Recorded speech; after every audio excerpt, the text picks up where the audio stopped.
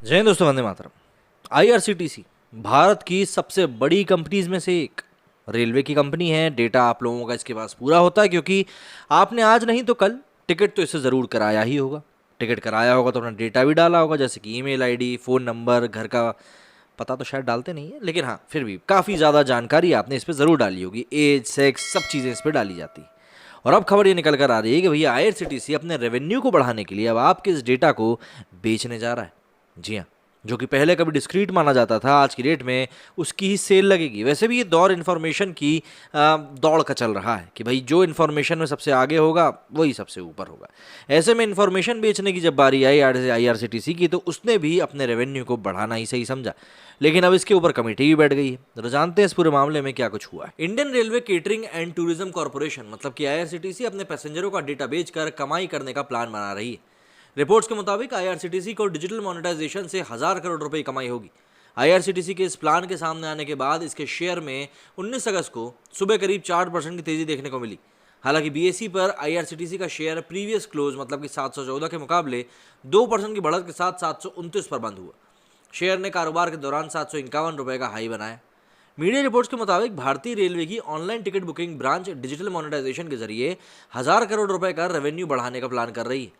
Company का कहना है कि आईआरसीटीसी में बड़ी संख्या में डिजिटल डेटा है, जो इसके लिए मोनेटाइजेशन के कई अवसर खोलता है। रिपोर्ट्स के मुताबिक टेंडर के तहत नियमों के अंतर्गत कंपनी की वेबसाइट के यूजर्स की पर्सनल जानकारी किसी के साथ शेयर नहीं करी जाएगी। आईआरसीटीसी ने अपने इस प्लान के लिए टेंडर भी जारी किया है। अब इस टेंडर को लेकर यूजर्स के मन में प्राइवेसी और सेफ्टी से जुड़े कई सारे सवाल उठ रहे हैं। दरअसल आईआरसीटीसी के इस प्लान को लेकर इंटरनेट फ्रीडम फाउंडेशन ने जानकारी शेयर करी। इस टेंडर में बताया गया है कि आईआरसीटीसी एक कंसल्टेंट अपॉइंट करेगी। ये कंसल्टेंट उन्हें यूजर्स के डेटा को मोनेटाइज करने के तरीकों पर सुझाव देगा। आईआरसीटीसी ने टेंडर में कहा कि European general data protection regulation और पर्सनल डेटा प्रोटेक्शन बिल 2018 जैसे नियमों का गहन एनालिसिस कंसल्टेंट करेंगे, ताकि ये तय हो सके कि मोनेटाइजेशन का प्रस्ताव सही दिशा में और सुप्रीम कोर्ट के डेटा प्राइवेसी को लेकर दी गई गाइडलाइंस के मुताबिक ही हो रहा है। आईआरसीटीसी के पास यूजर्स का करीब 100 टीबी से भी ज़्यादा का डेटा है, जिसमें यूजर्स के नाम, नंबर से लेकर एड्रेस जैसी तमाम डिटेल्स शामिल है।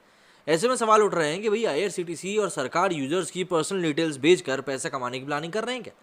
कंपनी इस डेटा पर कंट्रोल कभी नहीं छोड़ना चाहेगी। आईआरसीटीसी के पास मौजूद 100 टीबी डेटा कभी बेचा भी नहीं जाएगा, क्योंकि इसे बेचकर आईआरसीटीसी सिर्फ एक बार ही कमाई कर पाएगी। हालांकि कंपनी का प्लान है कि डेटा का इस्तेमाल कर समय समय पर पैसा कमाया जा सकता है। अभी ऐसा होता है कि यूज़र किसी ट्रेन में ट्रैवल कर रहा है और खाना ऑर्डर करने के लिए ई केटरिंग का इस्तेमाल करता है। इस नए प्लान के आने के बाद हो सकता है कि जब यूज़र ट्रेन में ट्रैवल करे तो उसके पास कुछ ई केटरिंग कंपनियों के नोटिफिकेशन आने शुरू हो जाए, जहां से वो अपने लिए खाना ऑर्डर कर सकता है।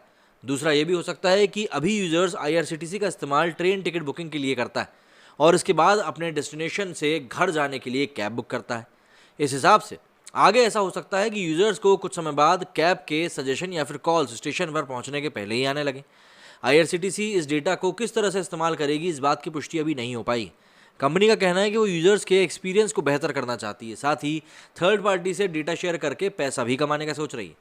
आईआरसीटीसी के इस प्लान पर इंटरनेट फ्रीडम फाउंडेशन, आईएफएफ पर और कई सारे यूजर्स की प्राइवेसी को लेकर चिंता भी व्यक्त करी है। डेटा प्रोटेक्शन कानून नहीं होने की कंडीशन में आईआरसीटीसी इस डेटा को थर्ड पार्टी वेंडर से कैसे शेयर करेगी? इससे पहले व्हीकल्स के डेटाबेस को लेकर भी आईएफएफ सरकार को पत्र लिख चुका है। आईएफएफ को डर है कि यूजर्स का डेटा का गलत इस्तेमाल भी किया जा सकता है। आईआरसीटीसी रेलवे टिकटों की ऑनलाइन बुकिंग के लिए भारतीय रेलवे की अधिकृत एकमात्र यूनिट है। इतना ही नहीं, आईआरसीटीसी एकमात्र यूनिट है जो कि केटरिंग पॉलिसी 2017 के तहत रेलवे स्टेशनों पर केटरिंग सर्विसेज को मैनेज करने के लिए अधिकृत है। कंपनी के आंकड़ों के अनुसार आईआरसीटीसी के जरिए वित्तीय वर्ष 2021-22 में लगभग 432 मिलियन मतलब कि 43 करोड़ टिकटों की बुकिंग हुई है। साथ ही करीब 6.3 मिलियन मतलब करीब 63 लाख डेली लॉगिन हुए हैं और इसके ऑनलाइन सेवाओं के 80 मिलियन मतलब 8 करोड़ से भी ज़्यादा यूजर्स हैं। वहीं 40% ज़्यादा टिकट बुकिंग मोबाइल ऐप के जरिए होती है। तो जाहिर सी बात है, ये एक बहुत बड़ा आंकड़ा है जो कि इस समय सामने आ रहा है। लेकिन इंफॉर्मेशन टेक्नोलॉजी की पार्लियामेंट्री स्टैंडिंग कमेटी ने ट्विटर और Indian railway catering and tourism corporation को समन भेज दिया है। दरअसल कांग्रेस नेता शशि थरूर की अध्यक्षता वाली कमेटी ने नागरिकों के डेटा सिक्योरिटी और प्राइवेसी के मुद्दे पर शुक्रवार को दोनों कंपनियों के शीर्ष अधिकारियों को तलब किया है। स्टैंडिंग कमेटी ट्विटर और आईआरसीटीसी के अधिकारियों से इसी सिलसिले में सवाल करेगी। ट्विटर से यूजर्स के डेटा प्राइवेसी और सिक्योरिटी को लेकर पूछताछ होगी।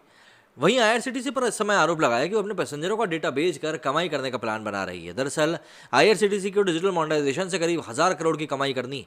आरोप है कि 10 करोड़ से भी अधिक यूजर्स वाली आईआरसीटीसी ने कस्टमर्स के डेटा को मोनेटाइज करने के लिए एक सलाहकार नियुक्त किया है और इसी के लिए टेंडर भी जारी किया है।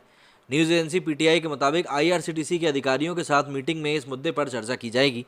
टेंडर के मुताबिक स्टडी के लिए जाने वाला डेटा यूजर्स के नाम, नंबर से लेकर एड्रेस जैसी तमाम डिटेल्स शामिल होंगी।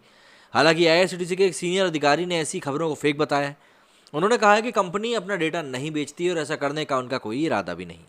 केंद्र सरकार ने 3 अगस्त को पर्सनल डेटा प्रोटेक्शन बिल वापस ले लिया है। सरकार इसकी जगह पर साइबर स्पेस में पर्सनल डेटा प्रोटेक्शन के लिए नया बिल लाएगी। केंद्रीय इलेक्ट्रॉनिक्स और आईटी मंत्री अश्विनी वैष्णव ने बिल वापस लेने का प्रस्ताव रखा है।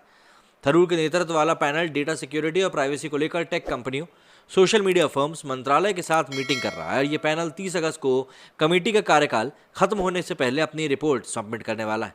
तो जाहिर सी बात है आने वाले समय में इसको लेकर और भी ज़्यादा डिटेल सामने आएंगी कि भाई आखिर किस तरीके से डेटा शेयरिंग काम करेगी और इसमें यूजर्स के डेटा को कोई खतरा तो नहीं हो सकता है।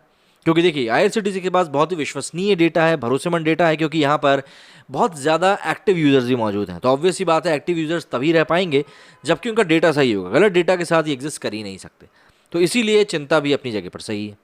आप लोगों का इस बारे में क्या कहना मुझे कमेंट करके ज़रूर बताएं। मेरे वीडियो फिलहाल इतना ही। जय हिंद, जय भारत।